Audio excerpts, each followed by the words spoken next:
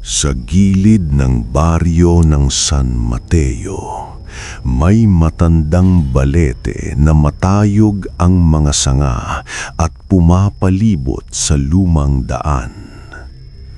Sabi ng mga matatanda, may kapre na naninirahan dito, hindi basta higanteng matamlay, kundi nilalang na may mata na nakikita ang bawat lihim mo at bawat galaw mo ay sunusukat.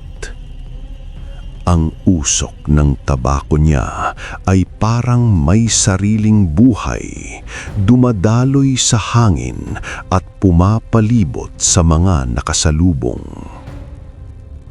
Isang gabi, naglakad si Andres, baguhan sa baryo, papunta sa paligid para mangalap ng prutas.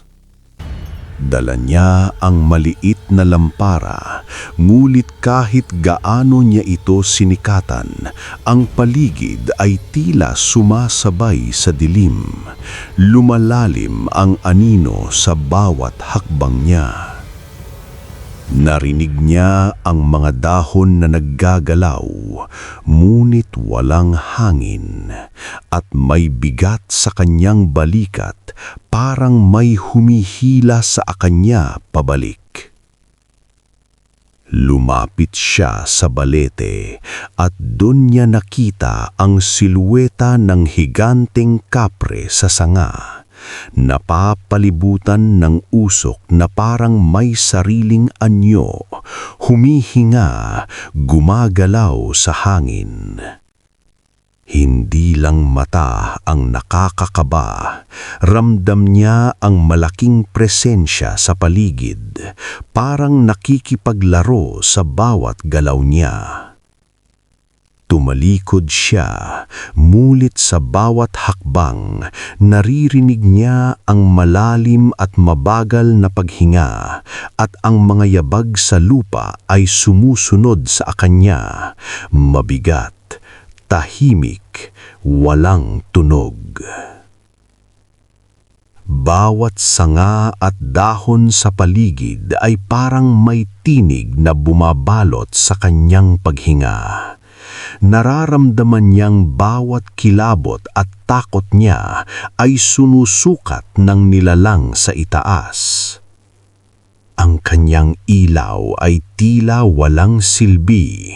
Ang anino niya parang may sariling buhay, sumusunod, kumikilos at pumapalibot sa kanya sa dikitang paraan.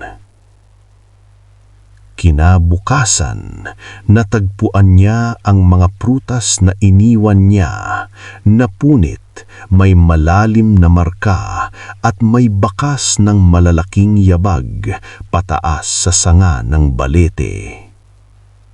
Hindi siya makatulog sa gabi. Kahit nasa loob ng bahay, ramdam niya ang mata ng kapre sa kanya. Sinusubaybayan ang bawat galaw. Kapag may usok ng tabako sa hangin, kahit wala siyang nakikitang anyo, alam niya, nariyan, nakamasid, naghihintay. Sa mga gabi na tahimik ang paligid, naririnig niya ang bumubulong sa hangin. Hindi mo ako makikita, pero makikita ko ang bawat galaw mo. Bawat paghinga, bawat tunog ng paa sa lupa, bawat sanga na gumalaw, lahat ay may kahulugan. Si Andres ay natutunan na ang kapre ay hindi basta pumapatay o nangunguli. Ngulit bawat kilos mo sa gabi, bawat lihim mo ay sunusubaybayan at tinatanda ng higanting nilalang. At sa bawat gabi, Kahit nakatayo lang siya sa dilim, ramdam niya ang malaking mata na sumusunod sa kanya, naghihintay, naghuhukay sa kanyang takot, parang sa isang laro na hindi niya maiwasan.